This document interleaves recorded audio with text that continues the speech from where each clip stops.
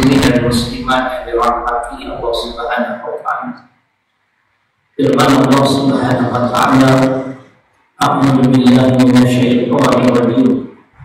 Wa amma man khafa maqama rabbih wa nahaa an-nafsa 'anil hawa fa innal jannata hiyal ma'wa. Shadaqallahu al-'azim. Ayat di dalam surah An-Nazi'at juz Allah surah 79 pada ayat 40 dan 41 yang bermaksud, dan adapun orang-orang yang takut akan kebesaran Allah, yakni ketika dia berdiri di hadapan Allah di hari pengadilan, justru golongan ini senantiasa menekan kehendak hawa nafsu, maka sebagai balasan pada Allah, tempat tinggal kekal di negeri akhirat ialah syurga. Dalam ayat ini dikaitkan dengan hawa nafsu. Saya awali ayat ini dengan hadis riwayat Imam Al-Hakim. Tuan-tuan dia bertemu hadis ini dengan kitab Matan Arba'in, kitab hadis 40. Dan hadis yang saya nak baca ni hadis ke-41. Jangan keliru, nama kitab hadis 40, hadis yang nak dibaca hadis 41. Jumlah hadis dalam kitab hadis 40 ada 40 hadis. Ya, baik. Hadis riwayat Hakim, Nabi sallallahu alaihi wasallam bersabda tentang hawa nafsu, la yu'minu ahadukum hatta yakuna hawa tab'an lima jitu bi. Yang bermaksud tidak sempurna keimanan kamu, iman kita tidak sempurna sehingga hawa nafsu kamu tunduk kepada ajaran yang aku sampaikan, yang aku bawa kepada kamu. Paham tadi ayat Quran? Siapa yang berjaya mengekang kehendak hawa nafsu, Allah memberi jaminan syurga tempat tinggal mereka. Dan Nabi sallallahu alaihi wasallam menyatakan pula, tidak sempurna keimanan kita selagi hawa nafsu kita tidak tunduk kepada ajaran yang dia bawa. Jadi kita menjawab syarat hadis ini oleh ulama negara Syria, Syekh Mustafa Al-Bukhari, Syekh Mustafa Al-Qim dan sebagainya.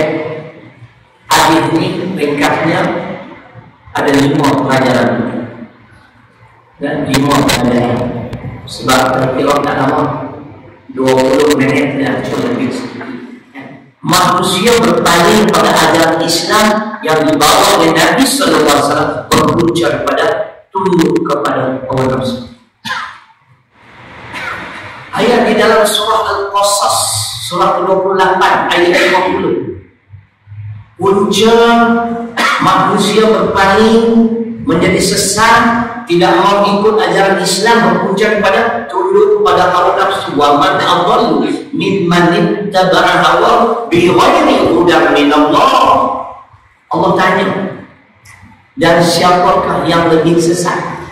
Kalau Allah bertanya sedemikian, orang inilah golongan paling sesat daripada orang-orang yang tunduk kepada hawa nafsunya dengan tidak mendapat hidayah petunjuk daripada Allah Subhanahu. Inilah golongan paling sesat. Apa sahaja kehendak hawa nafsu dituruti dan diikuti, itu punca manusia berpaling daripada hidayah Allah. Maka sebahagian daripada kita ada yang menjadikan hawa nafsunya sebagai Tuhan. Ini ayat baru. Ada manusia yang menjadikan hawa nafsunya sebagai Tuhan. Apa maksud Tuhan ini? Lagi saya telah yang hasil ilmu yang saya belajar sekarang. Hujah ini di dalam surah Al-Jathiyah, surah 45 ayat 23. Afara'aita man ittakhadha ilahahu hawa wa adallahu ala ilmin. Allah bertanya kepada Nabi sallallahu alaihi wasallam, apakah kamu tidak melihat wahai Muhammad orang-orang yang menjadikan hawa nafsunya sebagai Tuhan, dan Allah membiarkan golongan ini dalam kesesatan berdasarkan ilmu pengetahuan aku, berdasarkan ilmu pengetahuan Allah. Manusia seperti ini selama-lamanya dibiarkan hidup dalam kesesatan. Kenapa? Karena mereka menjadikan hawa nafsu sebagai Tuhan.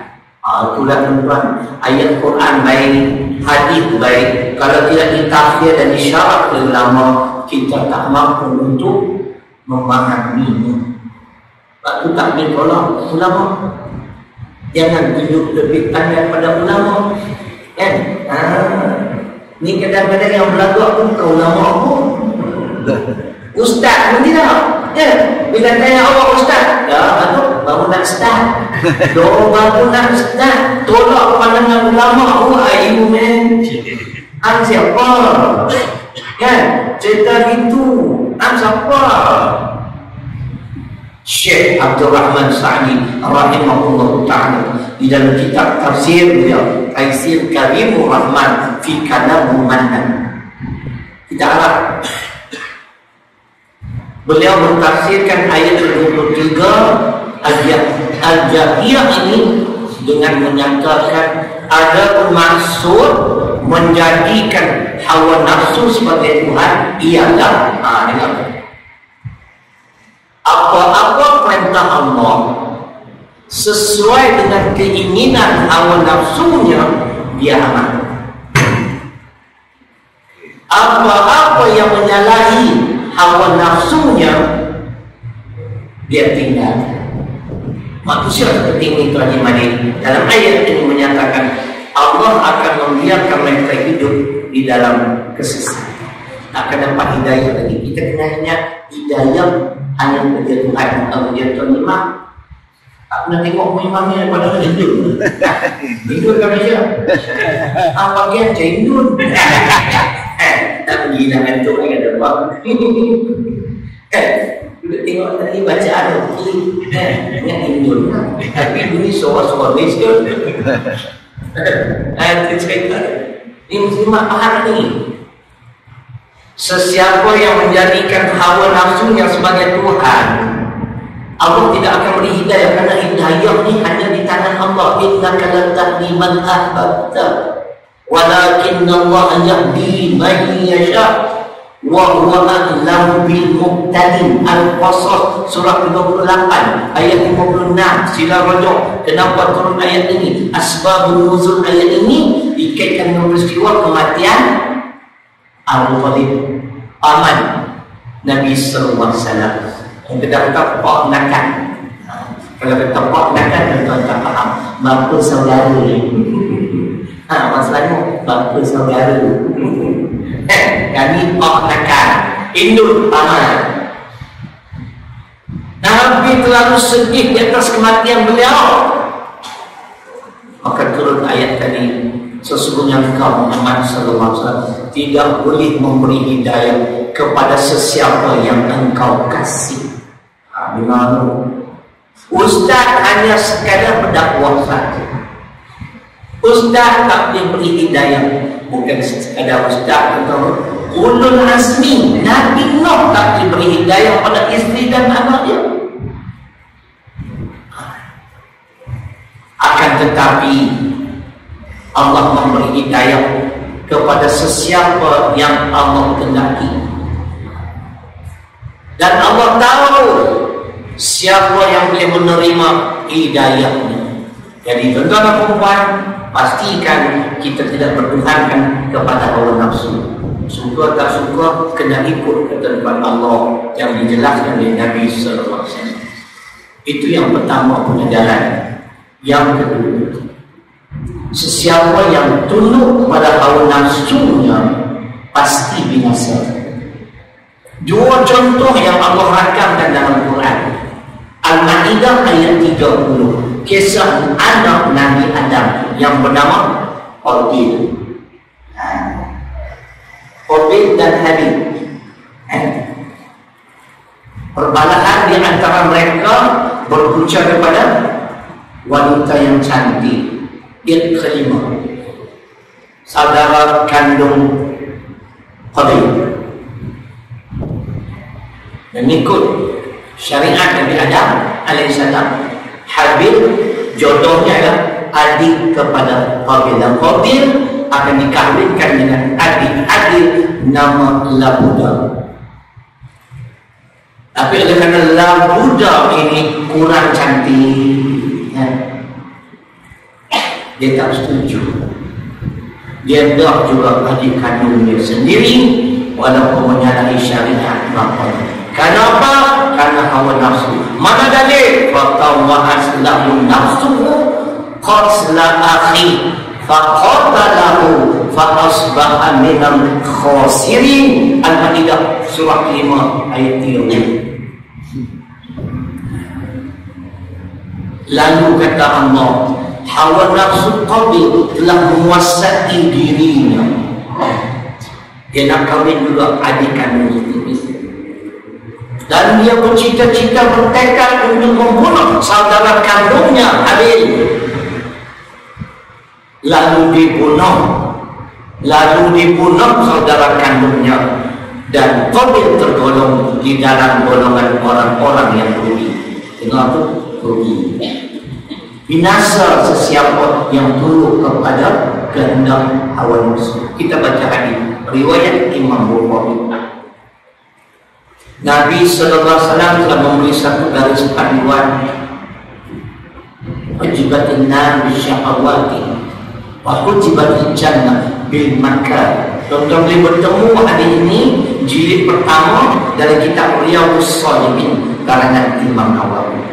Hadis yang bermaksud neraka ini, kata Nabi sallallahu alaihi wasallam, dipagari oleh perkara-perkara yang disukai oleh hawa nafsu. Maknanya nak menjerumuskan diri kita ke dalam neraka mudah, ikut hawa nafsu. Benar haram buat, benar maksiat jangan kisah, dosa pahala jangan peduli, hawa nafsu suka. Nauzubillah. Manakala syurga dikelilingi, dipagari oleh benda-benda yang sukar, yang sulit, yang payah. Mana tuan nak masuk syurga bukan mudah. Sebab tuan, syurga belum diswastakan lagi. Dengar tuan, nak masuk syurga bersama.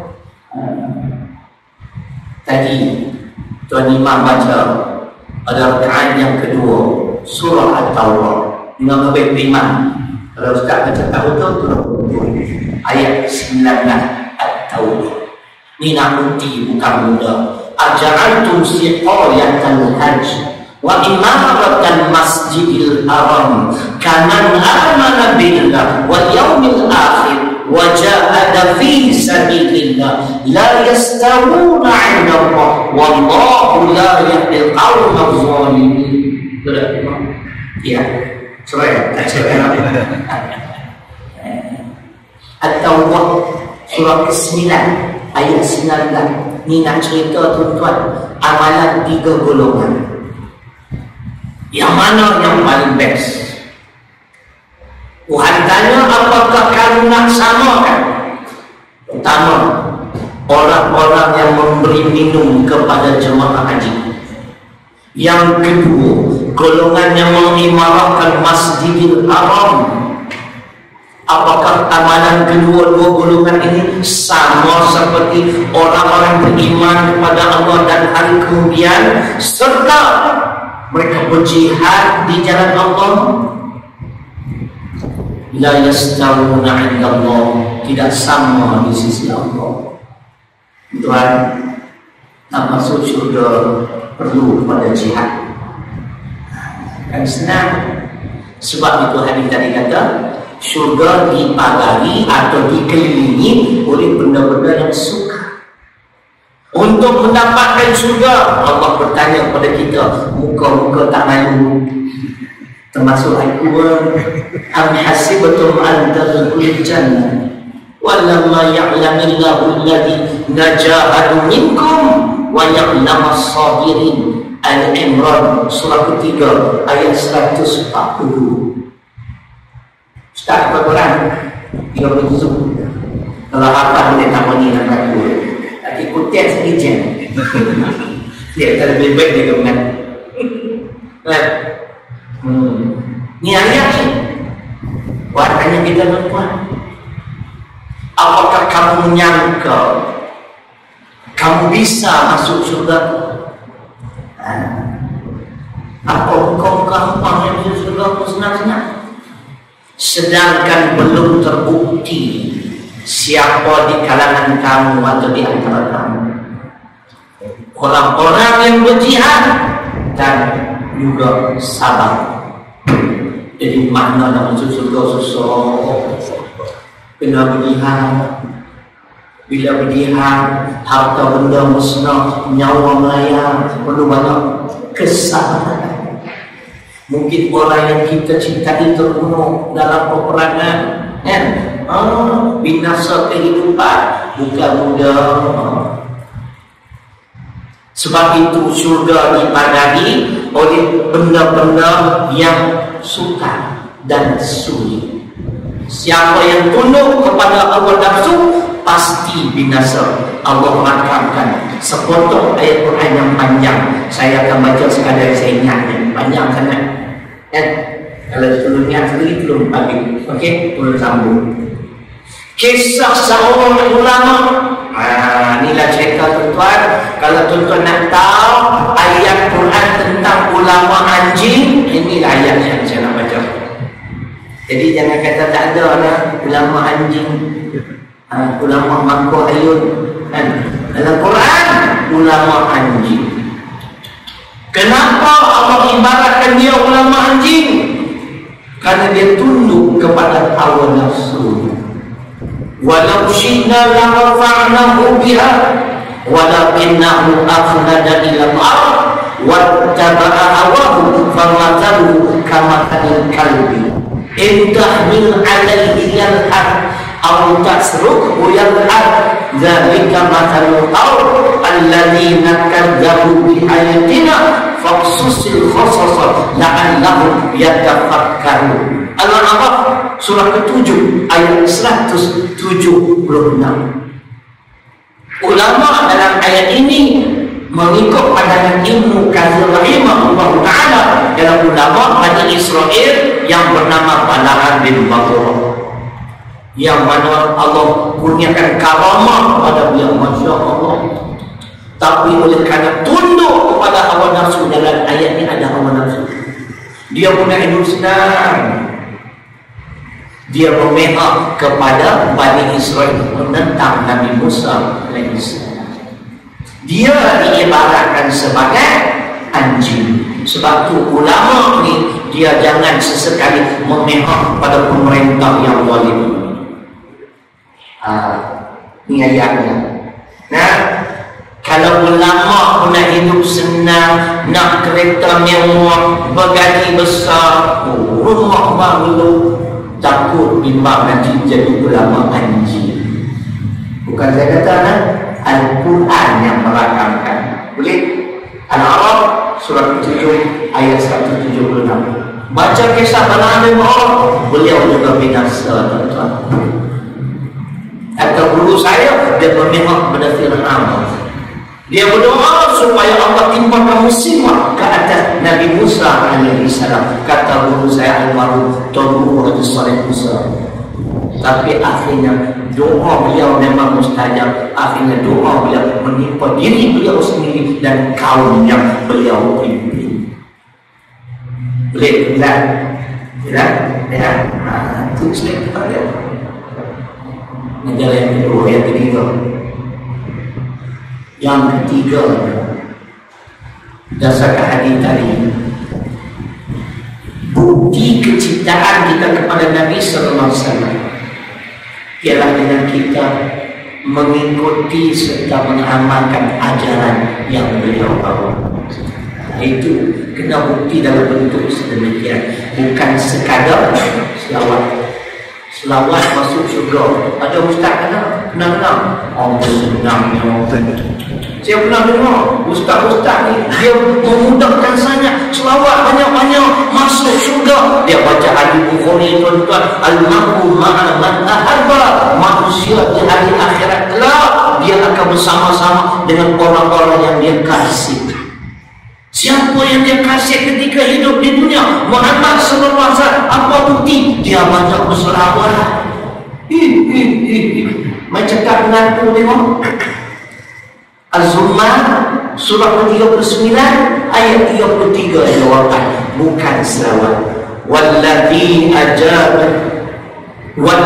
ja'a bis-sidqi wa saddaqa bihi ulaika humul muttaqun. Itulah jawapannya. Tinggal berapa?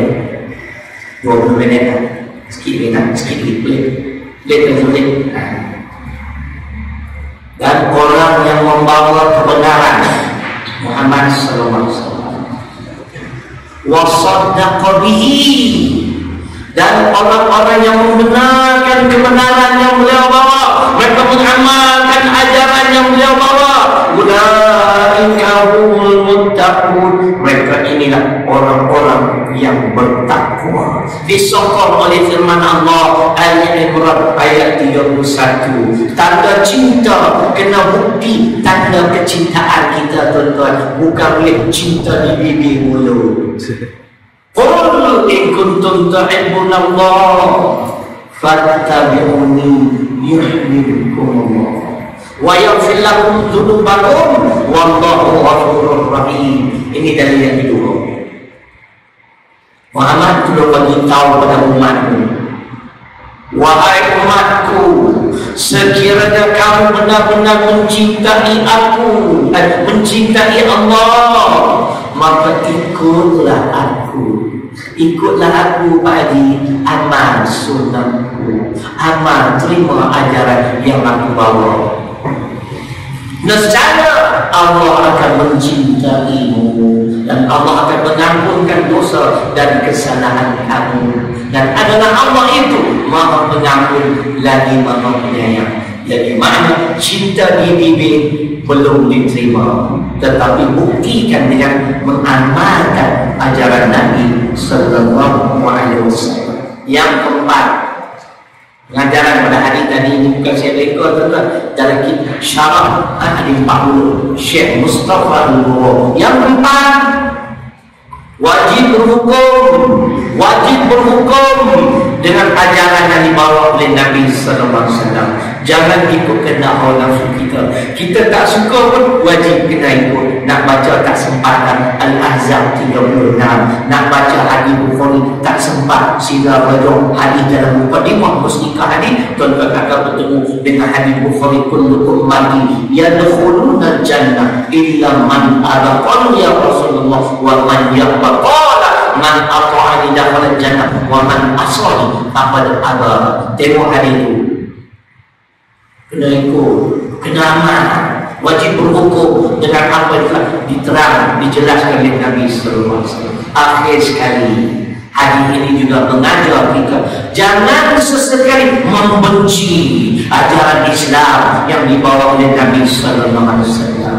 Dalil hadis Bukhari dan Muslim, man raghiba an sunnati falaysa minni. Sesiapa yang tidak suka, yang benci dan terhadap sunnahku, maka dia bukan dari kalangan umatku. Apa kata Quran? Quran merakamkan golongan seperti tadi, segala amalan-amalan tidak berpahala. Walladzina kafaru fatasallahum wa adalla a'malahum dzalika bi annahum karihu ma anzalallahu fa ahbata a'malahum. Surah Muhammad surah 47 ayat 8 dan 9. Sesiapa yang membenci ajaran Islam yang diturunkan oleh Allah pada Nabi sallallahu alaihi wasallam, Karena perasaan begitu tersebut fa'ab mato'ab malu, maka terhapuslah segala pahala amalan mereka. Itulah sedikit tentang perempuan pelajaran takdir ringkas, mudah-mudahan memberi manfaat pada kita bersama. Terima kasih kepada Aziz yang menyediakan itu minta belakang satu kan, dua belah muslimat pada muslimat. Terima kasih, dibuat bermanfaat, terkasar bahasa sebagainya. Aku qawli hadza wa astaghfirullahaladzim li wa lakum. Assalamualaikum warahmatullahi wabarakatuh.